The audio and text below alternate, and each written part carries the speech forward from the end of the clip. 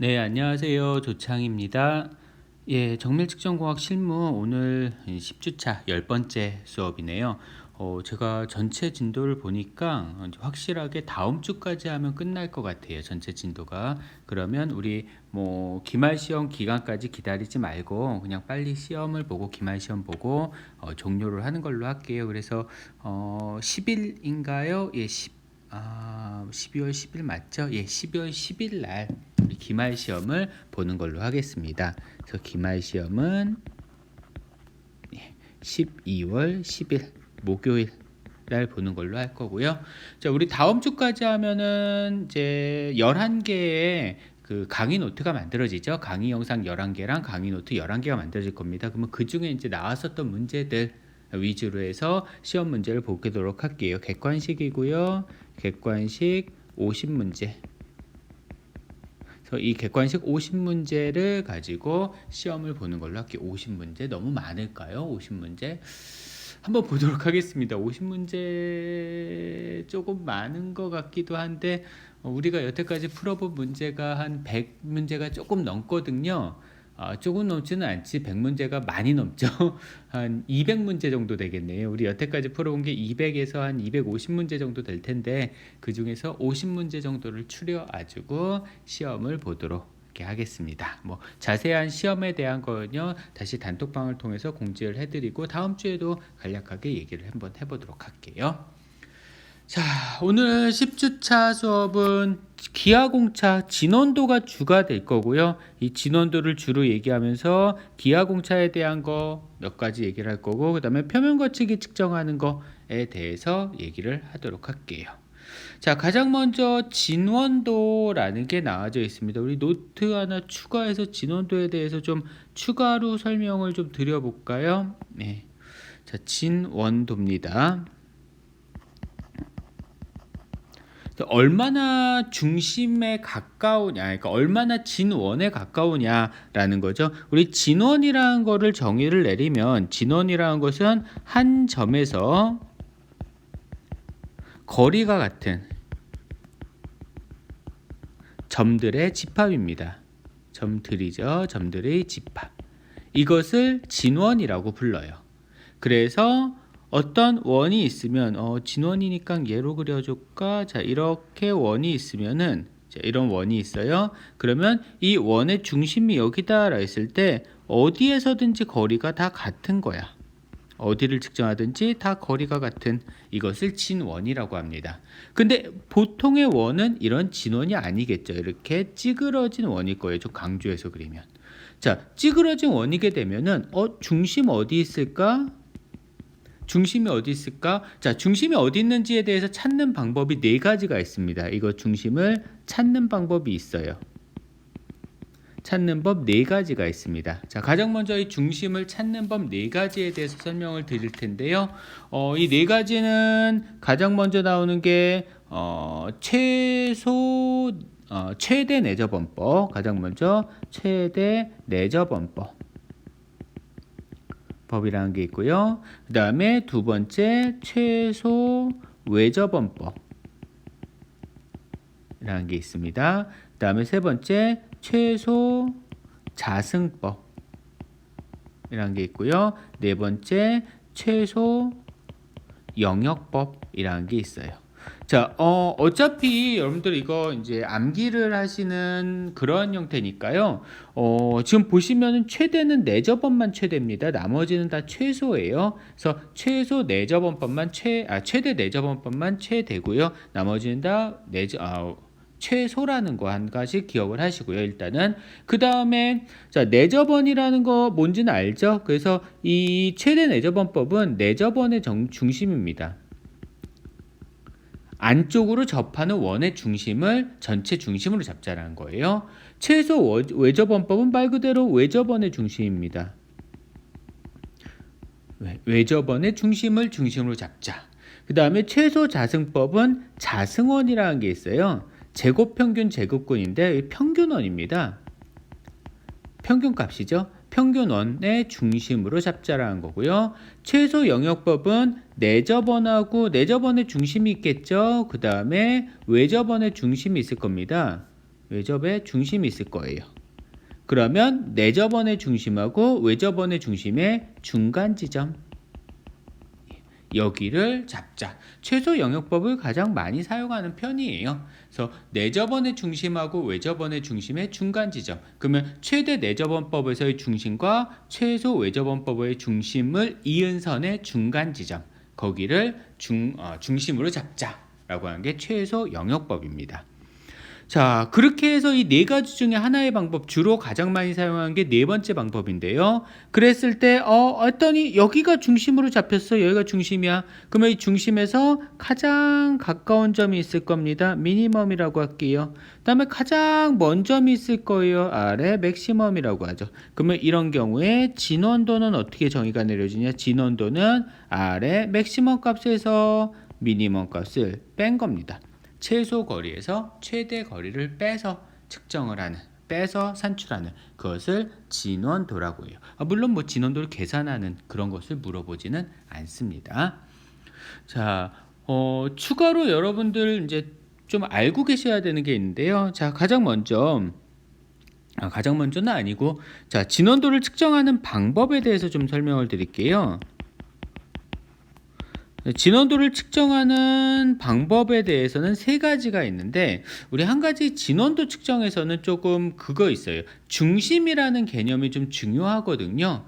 중심의 개념이 중요하다 보니까 뭐가 되냐? 중심의 개념이 중요하다 보니까 이런 게 좀 달라요.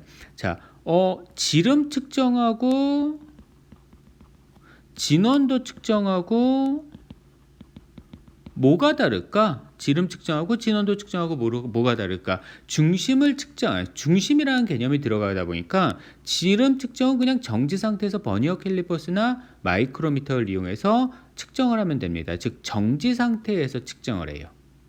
하지만 진원도 측정은요, 뭐 진원도 측정기를 보신 분들은 아시겠지만 중심이 있기 때문에 어떤 하나의 중심을 기준으로 해서 회전합니다. 회전이라는 개념이 들어가야 돼요.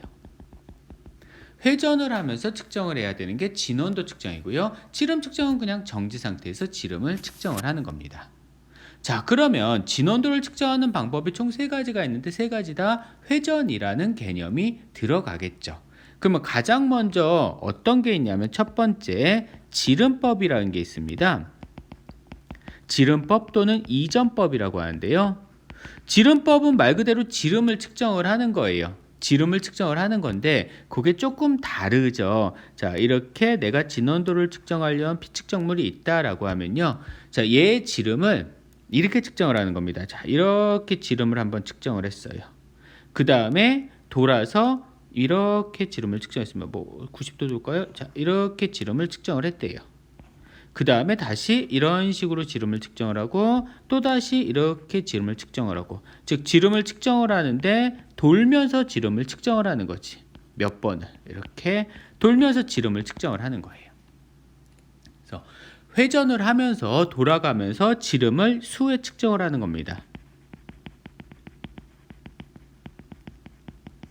지름을 수회 측정을 하는 그러한 방식. 그래서 진원도는 이 지름의 차를 이용해서 측정을 하는 그런 방식을 지름법이라고 부르는 거예요. 자, 그 다음에 두 번째 삼전법이 있습니다. 삼전법이 있는데요. 삼전법은 뭐가 필요하냐면, 자, 이전법에 필요한 장비는 마이크로미터 아니면은 버니어 캘리퍼스도 되죠. 자, 이러한 장비가 필요해요. 삼전법은 이렇게 쓰는 거거든요. 자, 여기 내가 측정하려는 피측정물이 있어요. 피측정물이 있으면은 이 피측정물 밑에 뭐가 받쳐지고 있느냐? V블록이 받치고 있습니다. 그래서 일단 먼저 V블록이 필요해요. 그 다음에 이 위에 누가 측정을 하고 있냐면 다이얼 게이지가 측정을 하고 있어요. 바늘이 있겠죠. 그래서 일단 필요한 거는 삼전법에서는 V블록하고 다이얼 게이지입니다. 자, 이게 필요해요. 그런 상태에서 얘를 회전을 시키면서 눈금의 변화를 보는 거죠. V블럭 위에 물체를 놓고 회전을 시키면서 다이얼 게이지의 눈금 변화를 이용해서 눈금의 최대값에서 최소값을 빼서 진원도를 측정하는 그러한 방식이 이전법입니다. 자, 이 지름법하고 이전법의 가장 큰 단점은요, 회전하면서 뭐가 변한다? 회전 중심이 변화한다라는 단점이 있어요. 회전을 하면서 회전 중심이 자꾸 변합니다. 근데 마지막으로 쓰는 방법이요, 이게 사실 KS 규격하고는 가장 의미적으로 맞는데, 세 번째 반경법이라는 게 있어요. 반경법은 이렇게 측정을 하는 겁니다. 자, 내가 이게 측정하려면 피측정물이야. 샤프트입니다. 봉이에요. 옆에서 본 겁니다. 자, 벤치 센터로 얘를 눌러요. 양센터 또는 벤치 센터라고 부르는데, 벤치 센터 혹은 양센터로 누릅니다. 자, 그러니까 일단 얘는 양센터가 있어야 돼요. 여기를 잡고 누르는 거죠. 그러면 여기가 회전 중심이 되는 거예요. 이런 식으로. 그런 상태에서 위에서 다이얼 게이지를 가지고 측정을 하는 겁니다. 회전을 시키면서 어떻게 다이얼 게이지가 눈금이 변하네, 눈금이 변하면 그 변하는 값의 최대값하고 최소값을 측정하는 거죠. 그래서 반경법은 양센터랑 다이얼 게이지, 이게 필요합니다. 자, 이렇게 측정을 해보시는 거고요. 아마 이 진원도 측정은 여러분들 2학년 때 해보시게 될 거예요. 근데 이 반경법 같은 경우는 측정 장비가 양센터랑 다이얼 게이지를 가지고 측정을 할 수도 있지만, 아니면은 반경법은 일반적인 우리 진원도 측정기라는 게 있어요. 그래서 진원도 측정기를 이용을 해서 측정을 하실 수도 있습니다. 자, 여기서 진원도 측정기는 종류가 두 가지가 있거든요. 하나는 테이블 회전시. 우리가 주로 볼 수 있는 건 테이블 회전시. 그래서 테이블에 피측정물을 올려놓고 테이블이 회전을 하면은 촉침을 이용해서, 스타일러스를 이용해서 측정을 하는 그러한 방식이고요. 그 다음에 피측정물이 움직이는 게 아니라 아예 그냥 스타일러스가 움직이는 거예요. 촉침이라고 부르는 스타일러스가 회전을 하는 그러한 방식입니다.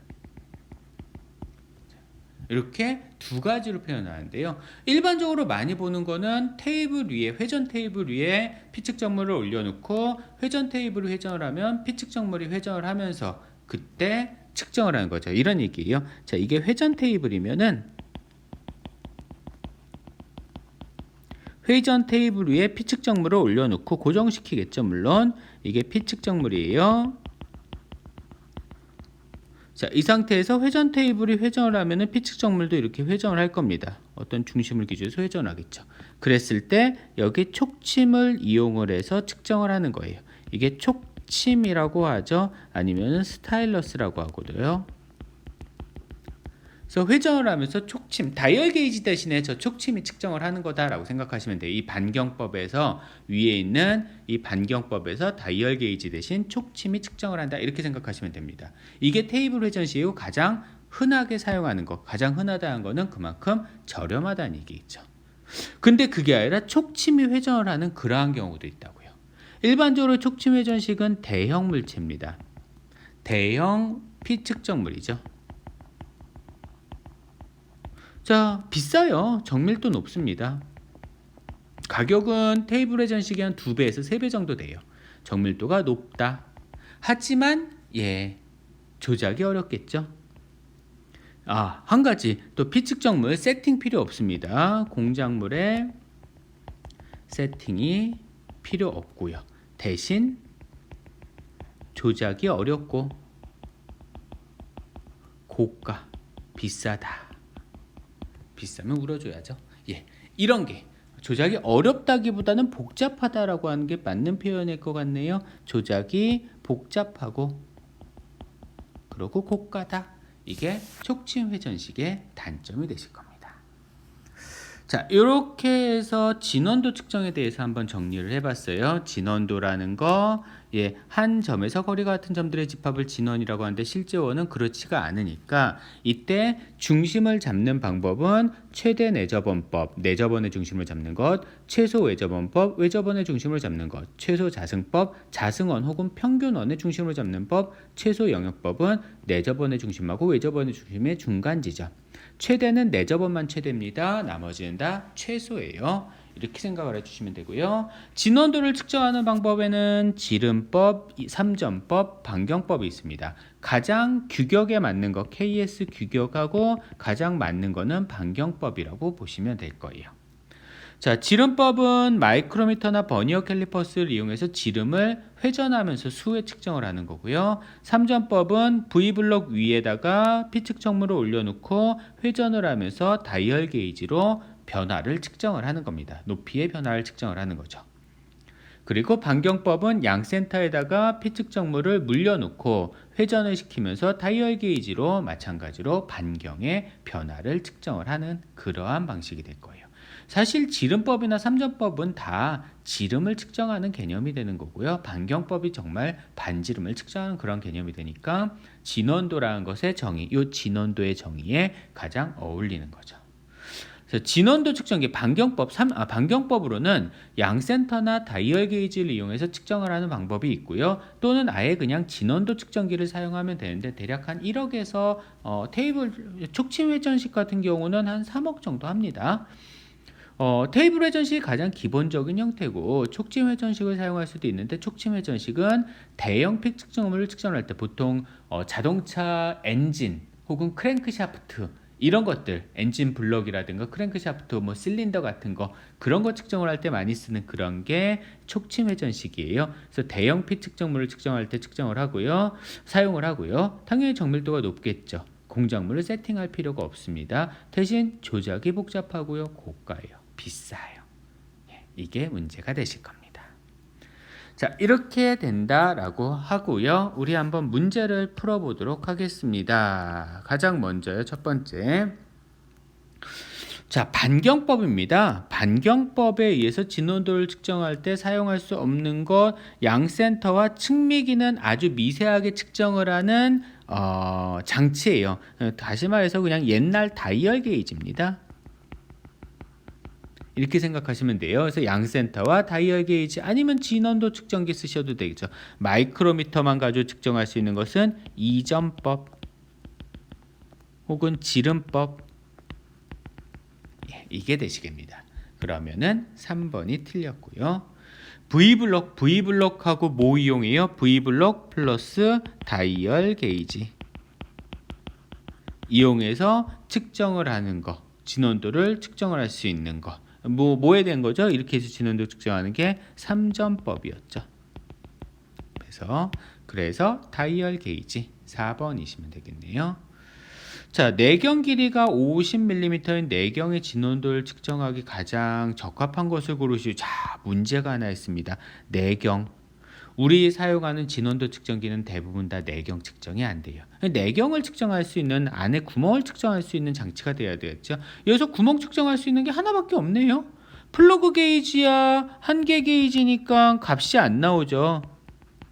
우리 지난 시간에 배웠었던 거죠. 플러그 게이지. 그래서 값이 나오지 않아요. 결국은 뭐 측정할 수 있는 거는 실린더 게이지 하나밖에 없네요. 내경을 측정할 수 있는 유일한 측정기네요. 여기서는요. 4번 촉침 회전식입니다. 우리 고가고 비싸고 정밀도 높고 그런 거 얘기하는 거죠. 대형 물체고요. 잘못된 것을 고르시오라고 했어요. 대형 물체 오케이. 회전 정밀도 좋다라고 했죠. 조작이 간단 아니 복잡. 가격이 비싸다 맞고요. 조작하는 게 복잡하다라고 말씀드렸었죠. 진원도 측정 방법을 크게 세 가지로 나누면은 삼전법, 직경법, 지름법. 직경법은 지름법을 얘기합니다. 지름이 직경이죠. 그 다음에 반경법 이렇게 나누죠. 촉침법은 어디서 나올 거냐면은 좀 이따 나오게 되네요. 표면조도 표면 거칠기 측정에서 나올 얘기예요. 그래서 촉침법에서 1번이 틀렸습니다. 원통의 단면에 대해서 같은 중심을 공유해서 도형의 내측에 정하는 원 왜 안 나올까? 예, 내측에 정하는 원 내저번입니다. 그러면 최대 내저번법인가? 아니지, 또 나왔지. 외측에 정하는 원 외저번이에요. 내저번하고 외저번이 같이 나온 거죠. 이때 이 반지름차가 세수가 되는 중심, 그 중간 지점을 잡는 것, 예, 최소 영역법, 최소 영역 중심법 이렇게 되시겠네요. 내저번하고 외저번이 둘 다 말이 나오면 최소 영역 중심법입니다. 7번에요. 공작물의 진온도를 측정하는 방법으로 볼 수 없는 것을 고르시오라 했어요. 실린더 게이지를 이용한 지름법, 내경의 진온도 측정 가능하죠. 마이크로미터를 이용한, 아니죠, 이게 지름법이죠. 양센터 지지에 의한 반지름법 맞고요. V블럭에 의한 3점법 맞습니다. 2번이 틀렸습니다. 진직도 얘기가 나왔어요. 진직도를 측정할 수 있는, 잠시만요. 네, 진직도를 측정할 수 있는 측정기가 아닌 것을 고르시오라고 했어요. 우리 진직도를 측정할 수 있는 측정기가 뭐가 있냐면요. 한번 좀 정리를 해볼게요. 밑에다가 쓸 걸 그랬나? 그냥 여기다가 여기다 그냥 옆에다 쓸게요. 자, 진직도를 측정할 수 있는 측정기는요, 수준기. 수준기, 우리 수준기 할 때 진직도 측정했죠. 오토콜리메이터 할 때도 진직도 측정할 수 있다라 했습니다. 그다음에요, 여러분 들어본 적 없는데 사실 저도 본 적 없어요. 나이프 엣지라는 게 있어요. 시험 볼 때만 나오는 그 용어입니다. 그다음에 정반하고 측미기 있고요. 아니면은 강선하고 측미기는 아까 말씀드렸듯이 인디케이터 같은 다이얼 게이지 같은 거예요. 자, 이런 것들이 있으면은 진직도를 측정할 수 있습니다. 정반 위에다가 물체 올려놓고 다이얼 게이지로 쭉 긁어보면 되잖아요. 이 얘기는 그 얘기예요. 정반 위에다가 정반 있으면은 피측정물 올려놓고, 이렇게 피측정물 올려놓고 다이얼 게이지 놓은 다음에 얘를 쭉 긁어보는 거예요. 이동하는 겁니다. 그러면서 다이얼 게이지의 눈금 변화를 보는 그러한 방식을 얘기를 하는 거예요. 자, 그러면 아닌 것을 고르시오라 했습니다. 서큘러 테이블은 회전적 밀도죠. 서큘러는 회전을 의미합니다. 원이니까요. 원형 테이블이니까 회전 정밀도를 측정할 때 쓰는 방법이고요. 자, 평면도를 측정하는 방법으로 가장 먼 것은, 자, 진직도를 측정해서 일반적으로 평면도는요, 어디서 나오냐면은 진직도를 측정을 해요. 진직도를 여러 번 측정해서 평면도가 나오는 겁니다. 아니면은 평면도를 바로 측정을 하고 쓰고 싶으면 옵티컬 플랫을 사용하죠. 그러니까 진직도를 측정하는 그런 측정기들은 다들 평면도를 측정할 수 있는 거예요. 거기에 추가로 옵티컬 플랫이 나옵니다. 그러면 정반과 인디케이터 진직도 측정할 수 있잖아요. 수증기 오토콜리메이터 진직도 측정을 할 수 있죠. 빛의 간섭이 옵티컬 플랫. 옵티컬 플랫이나 옵티컬 패러렐은 간섭 현상을 이용을 하는 거예요. 그다음에 정반하고 인디케이터, 수증기, 오토콜리메이터 다 뭐 측정할 수 있는 거야? 진직도 측정을 할 수 있는 거니까 당연히 평면도도 측정을 할 수 있습니다. 회전할 필요는 없어요. 1번이 틀렸습니다. 자, A하고 B의 직각도가 합쳐서 0.2만큼 차이가 나네요. A하고 C의 직각도가 합쳐서 0.3만큼 차이 나고요. B하고 C가 합쳐서 0.1만큼 차이 나가요. 이 얘기는요, A의 직각도랑 B의 직각도를 합치면 0.2가 나오는 거고요. A의 직각도랑 C의 직각도를 합치면 0.3이 나온다는 얘기예요. 그러면 얘를 빼주시면 B-C는 0.1이 되겠죠. 마이너스 이렇게 되겠죠. 그런데 B하고 C의 직각도를 합치면 0.1이 나온대요. 그러면 얘네를 더해 주시면 이 B는 0이네요. 즉 B의 직각도는 0입니다. B의 직각도가 0이니까 A의 직각도는 얼마? 0.2. 그 다음에 C의 직각도는 0.1. 이렇게 나오시겠네요. 그래서 최종적으로 이렇게 정리가 되실 겁니다. 그러면 AC는 오차가 있으나 B는 지면에서 정확하게 수직이다. 2번이 답이 되시면 되겠네요. 자, 이렇게까지가 진원도 측정에 관한 얘기가 되시겠습니다. 자, 이렇게 해서 진원도 측정에 대한 얘기를 넘어가도록 하고요. 자, 오늘의 두 번째 주제예요. 두 번째 주제는 표면 조도입니다. 표면 거칠기예요. 자, 표면이 얼마나 매끄러우냐 거치냐 그것을 판단하는 게 표면 조도죠. 자, 우리 표면 조도에 대해서도 한번 정리를 해볼까요? 표면 조도.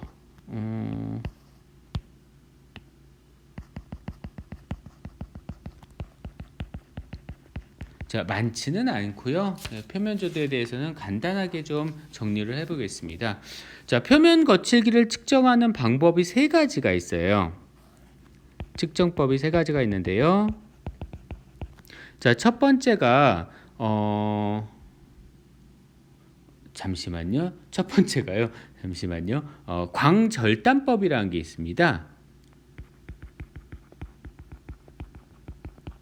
즉 내가 보려는 표면 거칠기란 거 그러니까 표면이 얼마나 거치냐 매끄러우냐 이거잖아요. 예, 단면을 내는 거예요. 그래서 단면을 내서 단면에서 보는 겁니다. 관찰하는 그러한 방식이 광절단법이고요. 그 다음에 두 번째는 광파 간섭법이 있어요. 광파 간섭법은 뭐냐면 말 그대로 또 마찬가지로 표면이 이렇게 거칠잖아요. 거칠면은 빛을 쏴줘. 빛을 쏴주면 표면이 거치면 거칠수록 이게 빛이 막 산란이 많이 일어나요. 이렇게 산란이 많이 일어납니다. 그래서 들어오는 빛의 양은 여기서 쏴주고 여기서 빛을 받는다고 했을 때 들어오는 빛의 양이 줄어들게 되죠.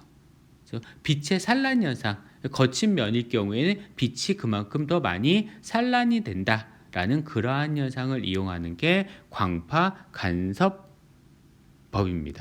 빛의 거친 면에서 빛의 산란이 많이 일어나는 것, 빛이죠. 빛의 산란이 많이 일어나는 이러한 현상을 이용한 게 광파 간섭법이고요. 사실 가장 많이 쓰는 거는 촉침법이에요. 촉침법. 촉침이라는 걸 이용하는 거. 앞에 나왔던 스타일러스.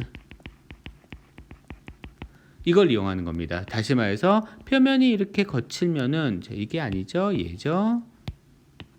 표면이 이렇게 거친 표면이 있으면 이거를 스타일러스를 이용해서 자 이렇게 생긴 스타일러스가 있습니다. 이 촉침이에요.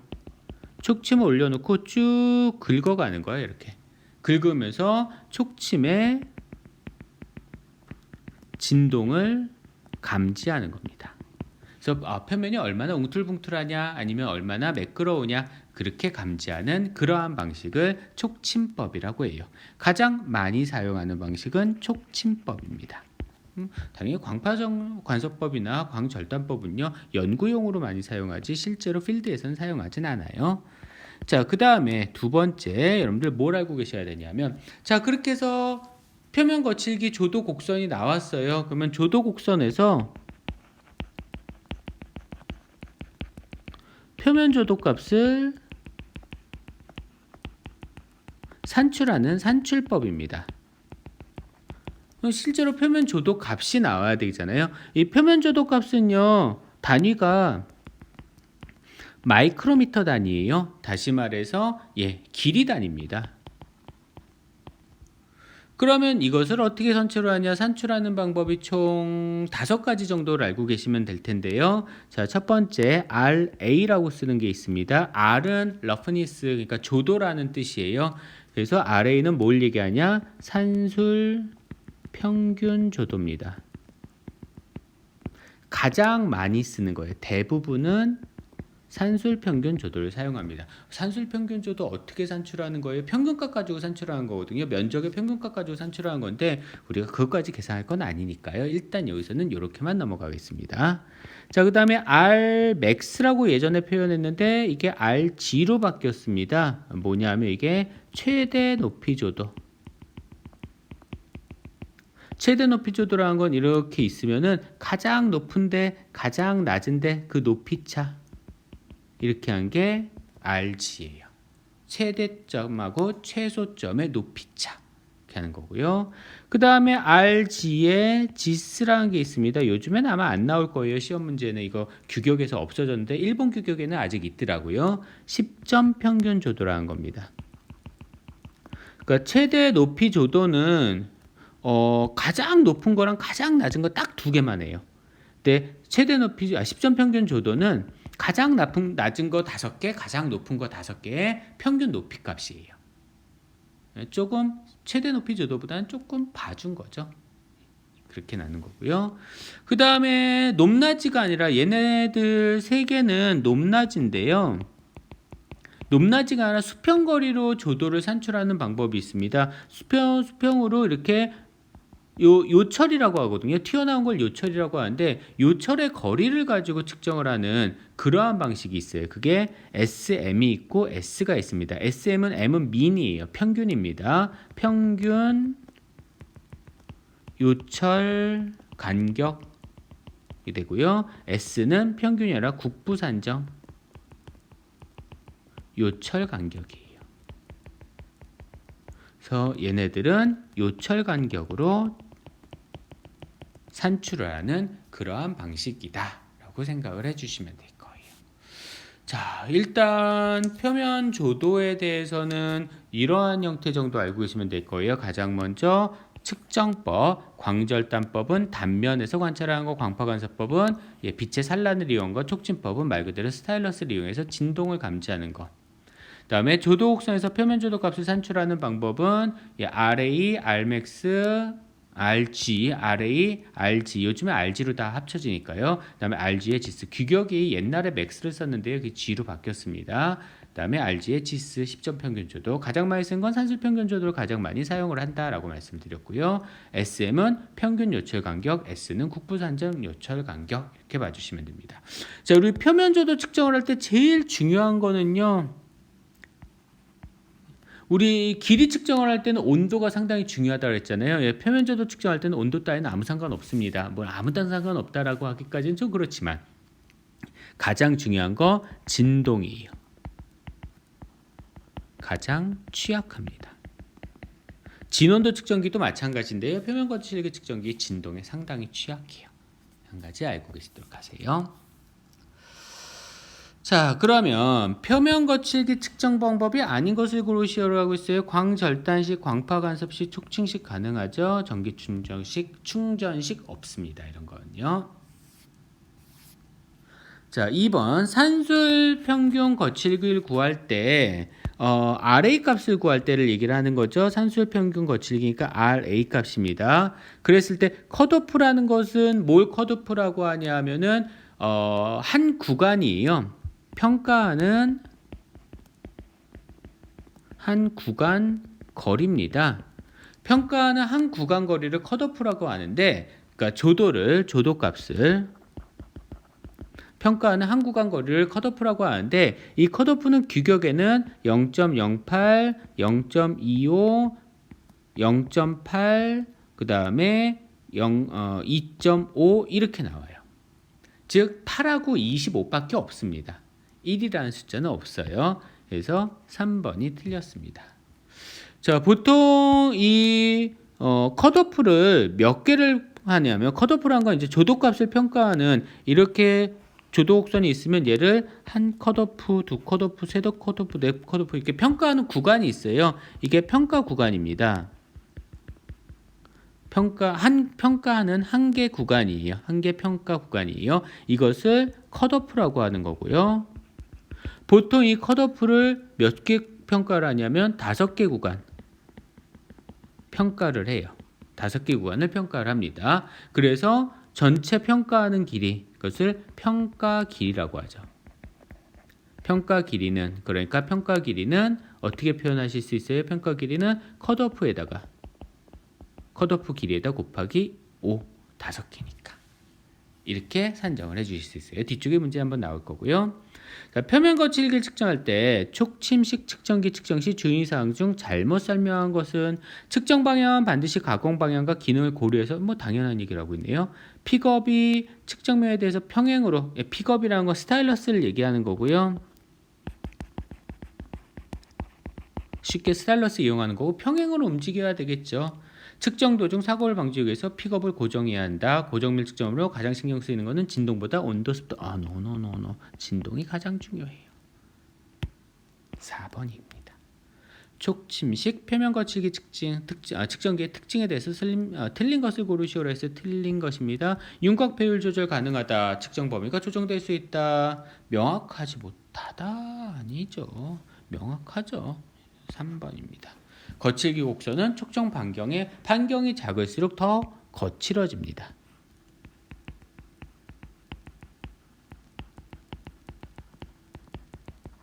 그래서 조도값이 높아져요.